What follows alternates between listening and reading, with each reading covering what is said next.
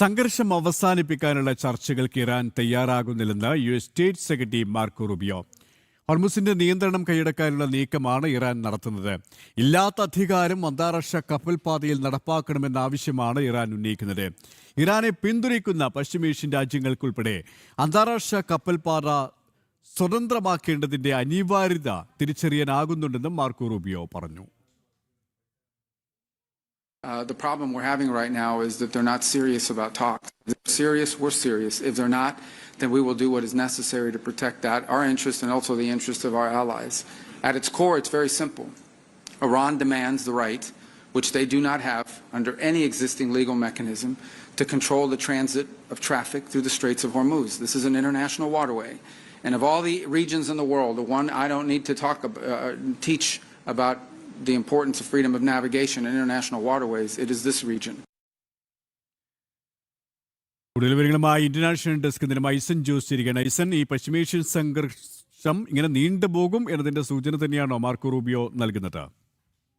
സുരേഷ്, തീർച്ചയായും പശ്ചിമേഷ്യൻ സംഘർഷം ഈ അടുത്ത കാലത്തൊന്നും അവസാനിക്കില്ല എന്ന സൂചന തന്നെയാണ് അദ്ദേഹത്തിൻ്റെ വാക്കുകളിൽ നിന്നും മനസ്സിലാക്കാൻ സാധിക്കുന്നത്. ഇന്നലെയാണ് അദ്ദേഹം തന്നെ വളരെ കൃത്യമായി പറഞ്ഞത് ചർച്ചയ്ക്ക് തയ്യാറാണ്, അല്ലെങ്കിൽ ഈ നേരത്തെ നടന്നിരുന്ന നെഗോസിയേഷൻ തുടരാനുള്ള സന്നദ്ധത അമേരിക്കയ്ക്കുണ്ട് എന്ന് വളരെ കൃത്യമായി തന്നെ അറിയിക്കുകയും ചെയ്തിരുന്നു.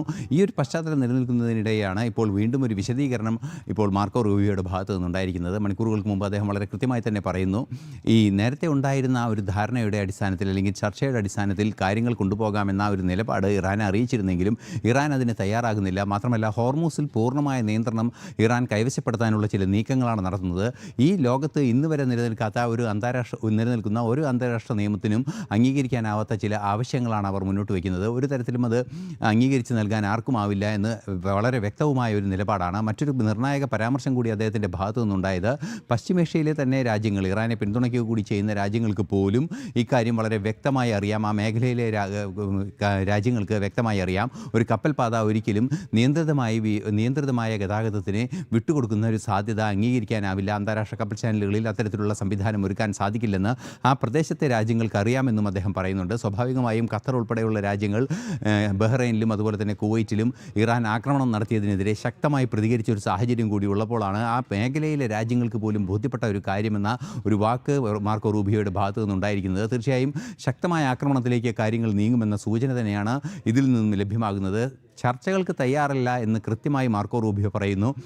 വൈകാതെ തന്നെ, അധികം താമസിയാതെ തന്നെ ഇത്തരത്തിലുള്ള നീക്കങ്ങൾ, ഏതെങ്കിലും കടുത്ത സൈനിക നടപടികളിലേക്ക് പോകാനുള്ള സാധ്യത ഒട്ടും തന്നെ തള്ളിക്കളയാനാവില്ലെന്ന സൂചനയാണ് ഈ പരാമർശത്തിൽ നിന്നും നമുക്ക് വായിച്ചെടുക്കാൻ സാധിക്കുന്നത്. സുരേഷ്, ശരി, ഐസൻ ജോസ് ആണ് വിവരങ്ങൾ നൽകിയത്.